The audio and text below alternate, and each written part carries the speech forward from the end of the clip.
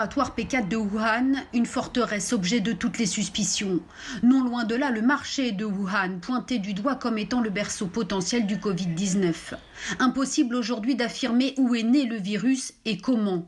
Alors les spéculations vont bon train. La semaine dernière, des médias américains semaient le doute. Le virus se serait-il échappé du laboratoire P4 ? Des hypothèses non étayées de preuves scientifiques, mais les États-Unis n'écartent aucune piste. Le secrétaire d'État américain annonce une enquête pour tenter de remonter le fil de la propagation. Donald Trump met en garde la Chine sur sa gestion de la pandémie. S'il s'agissait d'une erreur est une erreur. Mais s'ils étaient sciemment responsables, oui, alors il devrait y avoir des conséquences. Plus prudents, les Européens reconnaissent des zones d'ombre quant aux informations fournies par la Chine et demandent plus de transparence. Alors Pékin est contrainte de se défendre.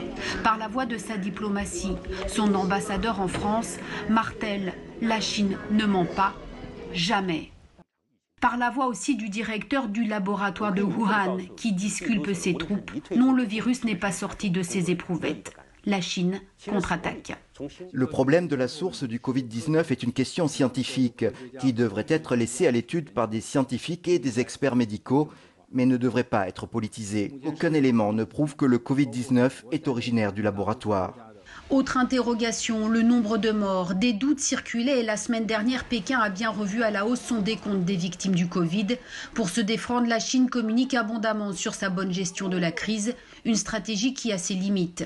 Le problème de cette communication, c'est qu'elle cherche à s'opposer, notamment aux pays étrangers, en mettant en avant l'idée que les démocraties, par exemple, ne seraient pas capables de gérer une telle épidémie et que seul le système politique chinois pourrait le faire. Or, cet argument, il est évidemment biaisé, puisqu'on voit que des démocraties, que ce soit en Asie, la Corée du Sud, Taïwan ou en Europe, par exemple l'Allemagne, ont très bien géré cette épidémie. L'Australie a réclamé qu'une enquête indépendante soit ouverte quant à la gestion de l'épidémie.